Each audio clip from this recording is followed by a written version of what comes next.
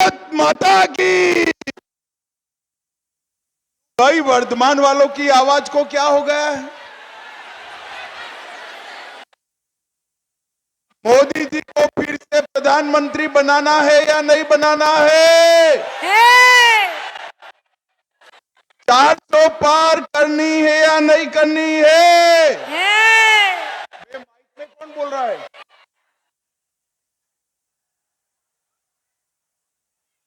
बंगाल में 30 से ज्यादा सीटें जीतनी है या नहीं जीतनी है? तो मेरे साथ दोनों हाथ उठाइए, उठाइए दोनों हाथ,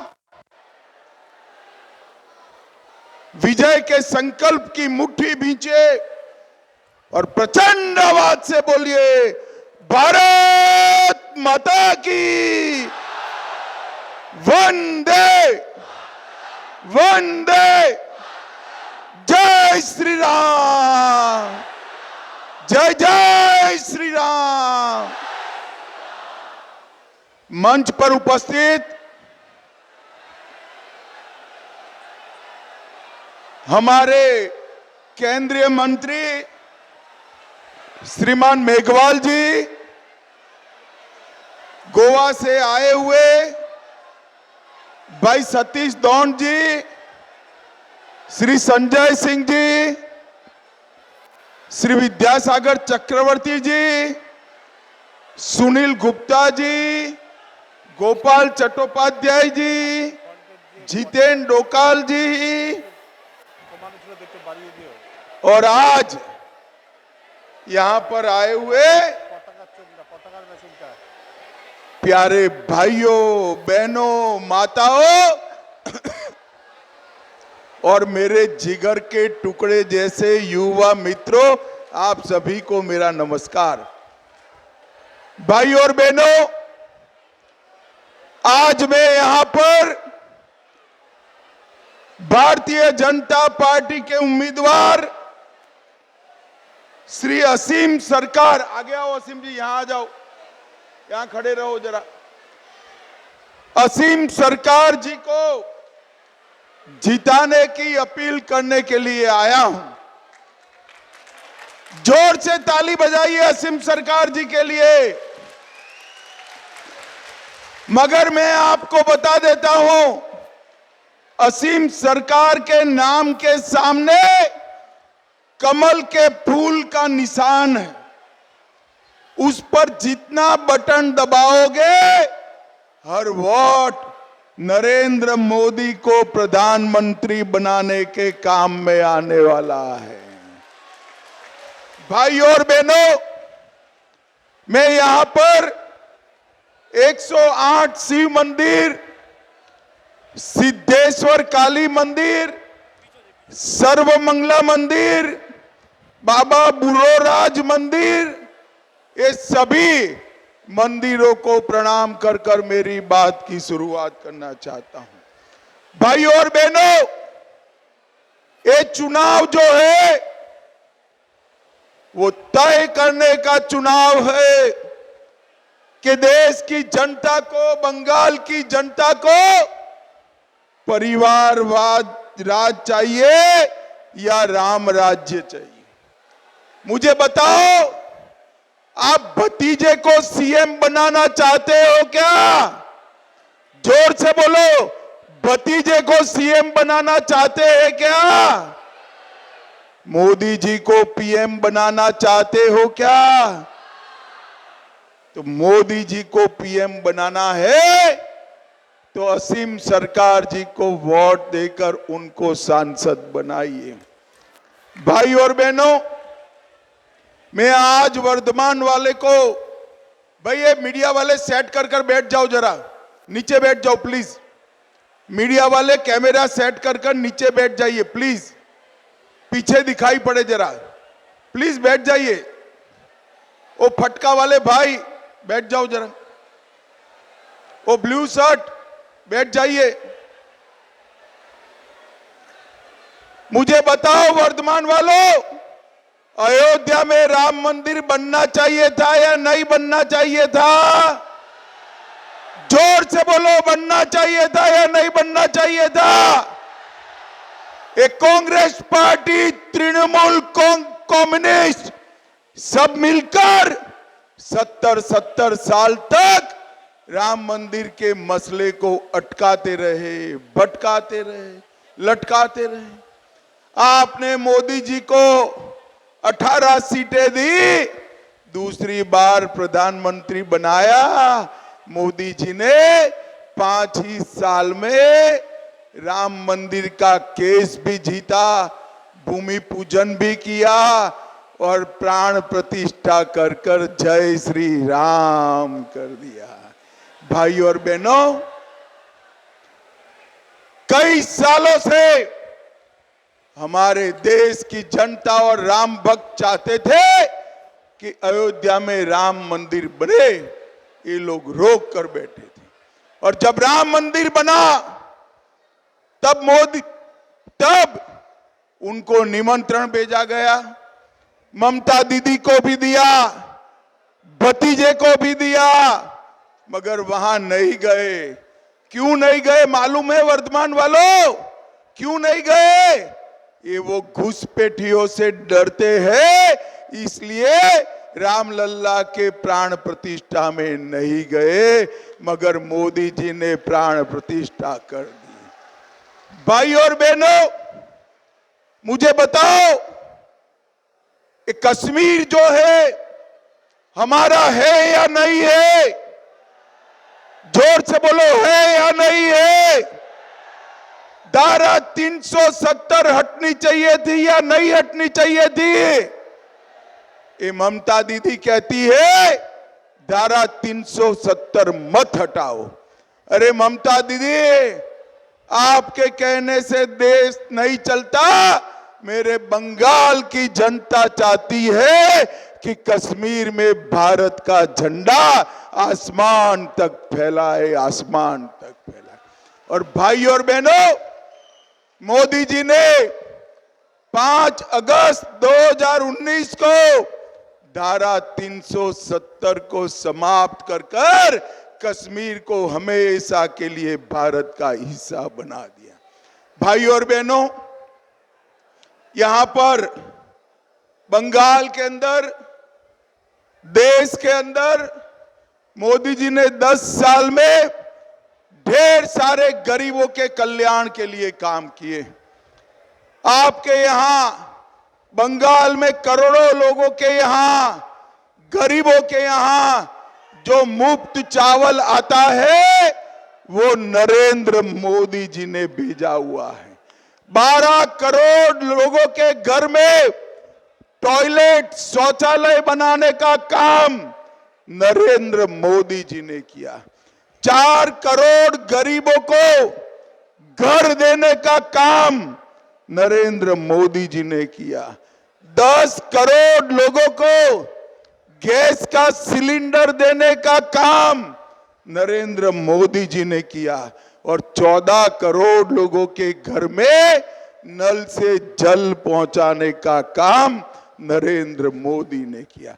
मगर ये दीदी मोदी जी की योजनाओं को नीचे नहीं पहुंचने देती। मैं आपको बताने आया हूं वर्धमान वालों, असीम सरकार को जिता दो, 30 से ज्यादा सीटें मोदी जी की झोली में डाल दो। बंगाल में 5 लाख तक का सारा इलाज free of cost Narendra Modi ji करने वाले हैं। भाई और बहनों, ये दीदी और उनका भतीजा अभिषेक दोनों भाजपा से डरे हुए। हमारे नेताओं के होटल बुक नहीं होने देते, उनको गाड़ी नहीं मिलती है। जो होटल बुक होते हैं ममता के गुंडे खाली करा देते हैं। और मित्रों, मैं बताने वाला हूं आपको कि भारतीय जनता पार्टी का कार्यकर्ता डरने वालों में से नहीं है। ममता दीदी, जितना संतरास करना हो वो कर लो, आपका और भतीजे का विदाई अब सुनिश्चित है, आपको जाना है, तय कर दिया है। भाई और बहनों, 21 के विधानसभा चुनाव में बनेश्वर रॉय, संदीप घोष, सुशील मंडल, रोबिन पॉल, सुखदेव प्रामाणिक, बलराम मांझी, काकाली क्षेत्रपाल, दुर्गाबाला बाग, भादु दास, शोभ हांसदा, ये सारे भारतीय जनता पार्टी के कार्यकर्ताओं को दीदी के गुंडों ने मार दिया। मैं आज दीदी बताकर जाता हूं, जिन जिन ने भी ये हत्या करी है, हमारी सरकार बनाने के बाद पाताल में से भी उनको ढूंढकर जेल की सलाखों के पीछे डालने का काम भारतीय जनता पार्टी करेगी। हमारे कार्यकर्ताओं पर चरस गांजा का केस करते और कोर्ट उनको निर्दोष छोड़ देती। ममता दीदी शर्म करो, शर्म करो। निर्दोष गरीब कार्यकर्ताओं पर नारकोटिक्स के केस करती हो। अब आपके दिन भर गए हैं दीदी, आपके दिन भर गए हैं। भाई और बहनों, मोदी जी की सारी योजनाओं को ममता दीदी अपना नाम लगाकर नीचे भेज रही है। पीएम फसल बीमा योजना, उसको बांग्ला फसल बीमा योजना कर दिया। नरेंद्र भाई ने घर दिया, पीएम आवास, बांग्ला आवास किया। स्वच्छ भारत अभियान, मिशन निर्मल बांग्ला कर दिया। पीएम गरीब कल्याण अन्न योजना, खाद्य साथी योजना, जल जीवन मिशन को जल स्वप्न परियोजना। और इसमें भी मोदी जी ने बंगाल के लिए लगभग 10 लाख करोड़ रुपया भेजा है। कितना भेजा है भाई बताओ तो? मैं फिर से कहता हूं, ध्यान से सुनो। नरेंद्र मोदी जी ने 10 लाख करोड़ रुपया दीदी को बंगाल के विकास के लिए भेजा है। आपके गांव में कुछ आया है क्या? जरा जोर से बोलो, आया है भाई? आया है? कहां गया? कौन खा गया? ये तृणमूल के गुंडे मोदी जी के 10 लाख करोड़ रुपया भेजा हुआ खा गए हैं। बंगाल में परिवर्तन कर दो, 30 सीट जिता दो। हम ये पैसा जो आपका खा गए हैं, उनको उल्टा लटका कर सीधा करने का काम ये भारतीय जनता। ममता दीदी कहती है सीबीआई और ईडी रेड करते। अरे ममता दीदी, आपके मंत्रियों के घर में से ये स्टेज पूरा भर जाए, इतना रुपया निकला। 51 करोड़ रुपया एक ही मंत्री के घर से निकला। मुझे बताओ वर्तमान वालों, जिसके घर से 51 करोड़ रुपया मिले, उसको जेल में डालना चाहिए या नहीं डालना चाहिए? जोर से बोलो माताओं बहनों, डालना चाहिए या नहीं डालना चाहिए? दीदी, आप कितना भी शोर शराबा करो, जिसने गरीब बंगाल की जनता का पैसा खाया है, उसको हम जेल में भेज कर रहेंगे, जेल में भेज कर रहेंगे। माताएं बहनें यहां बैठी, संदेश खाली जैसी घटना दुनिया में कहीं देखने को नहीं मिली। अपनी वोट बैंक की राजनीति के लिए एक घुसपैठिए को संभालने के लिए एक महिला मुख्यमंत्री के नाक के तले सैकड़ों हजारों माताओं बहनों का शोषण करने का काम ये तृणमूल कांग्रेस के नेताओं ने किया। मुझे बताओ माताओं बहनों, संदेश खाली में जो हुआ है, करने वालों को जेल में डालना चाहिए या नहीं डालना चाहिए? जोर से बोलो, डालना चाहिए या नहीं डालना चाहिए? ये ममता दीदी कह रही है, उनको क्यों जेल में डाला है? ममता दीदी, जिन्होंने माताओं बहनों के साथ अत्याचार किया है, वो सभी को जेल में डालने का काम।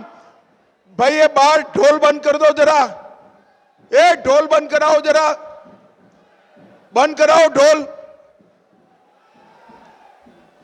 कुछ कार्यकर्ता जाए ढोल बंद कराए, जिन्होंने संदेश खाली में ये अत्याचार किया है वो सबको जेल में डालने का काम भारतीय जनता पार्टी करने वाली है।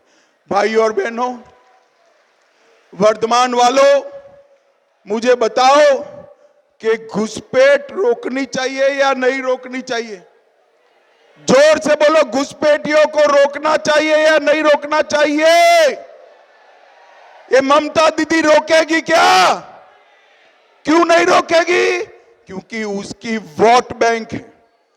मगर मैं बताता हूं, आसाम में भाजपा सरकार बनी, आज घुसपैठ बंद हो गई है और वो दिन दूर नहीं है, यहां पर भी भाजपा सरकार बनेगी। मैं आपको गारंटी देता हूं, परिंदा भी पैर नहीं मार पाएगा, परिंदा भी पैर नहीं मार। भाई और बहनों, बंगाल से जो हिंदू शरणार्थी आए हैं, बहुत जैन शरणार्थी आए, उनको नागरिकता मिलनी चाहिए या नहीं मिलनी चाहिए? जरा जोर से बोलो, मिलनी चाहिए या नहीं मिलनी चाहिए? ये ममता दीदी सीए का विरोध कर रही है। मैं आज ममता दीदी को पूछना चाहता हूं, बांग्लादेश से आए हुए हिंदू, बौद्ध, जैन शरणार्थियों को नागरिकता मिले, इसमें आपका क्या तकलीफ है? उनका तकलीफ है उनकी वो घुसपैठिया वोट बैंक नाराज हो जाएगी। मगर मैं कहकर जाता हूं, एक एक शरणार्थी को नागरिकता देने का काम नरेंद्र मोदी सरकार करेगी। भाइयों बहनों, एक एक शरणार्थी। और ममता दीदी, आप नहीं रोक सकती। हमारे यहां वर्धमान जिले में वर्धमान का नया रेलवे स्टेशन बन रहा है। नेशनल हाईवे 19 चौड़ा हो रहा है। 1000 करोड़ से हावड़ा वर्धमान नवी रेलवे लाइन हुई। दुर्गापुर और आसनसोल के रेलवे स्टेशन नए बनाए गए। आवास योजना में 18,000 घर मोदी जी ने भेजा। 7 लाख लोगों को गैस का सिलेंडर दिया। जन धन योजना में हर महीने 5, अन्न योजना में हर महीने 5 किलो चावल नरेंद्र मोदी जी ने दिया। और मित्रों, मैं कहकर जाता हूं, और 3 करोड़ घर जिनके पास घर नहीं है, ऐसे गरीबों का नरेंद्र मोदी जी बनाने वाले हैं। भाइयों बहनों, पूरे देश में विकास हो रहा है। हमारा बंगाल पिछड़ गया है। यहां पर भी 30 सीट मोदी जी को जिता दो, बंगाल को हम देश का नंबर 1 राज्य बनाएंगे, नंबर 1 बनाएंगे। हमारा सोनार बांग्ला का कल्पना अगर कोई साकार कर सकता है तो केवल और केवल नरेंद्र मोदी कर सकते। ये ममता दीदी माटी और मानुष की बात कर आई थी और सरकार बन गई मुल्लाओं की, मदरसों की और माफियाओं की सरकार बनी। माटी मानुष की सरकार अगर वापिस लाना है तो केवल और केवल नरेंद्र मोदी ला सकते हैं। भाइयों और बहनों, आने वाले चुनाव में चिलचिलाती धूप है। आज भी 45 डिग्री टेम्परेचर में आप हजारों की संख्या में यहां आए हैं। मगर उस दिन गर्मी की परवाह मत करना। 1 घंटा अपने बंगाल के लिए निकालना, मेरे भाई, असीम सरकार को प्रचंड बहुमत के साथ जिताना, मोदी जी को तीसरी बार प्रधानमंत्री बनाना है। मुझे बताओ वर्धमान वालों, कमल के निशान पर बटन दबाओगे क्या? अरे जोर से बोलो, दबाओगे? असीम सरकार को जिताओगे, मोदी जी को फिर से प्रधानमंत्री बनाओगे, बंगाल में 30 से ज्यादा कमल खिलाओगे, तो मेरे साथ दोनों हाथ उठाइए। सभी माताएं उठाए कृपया, सभी माताएं संदेश खाली का सब लोगों को जेल में भेजना है, उठाइए हाथ, दोनों हाथ उठाइए, मुट्ठी भींचिए और बोलिए भारत माता की जय श्री राम, जय श्री राम, वंदे वंदे। आप सभी का इतनी गर्मी में 45 डिग्री टेम्परेचर में इतने समय से बैठकर असीम सरकार जी को आशीर्वाद देने के लिए बहुत बहुत धन्यवाद, आभार।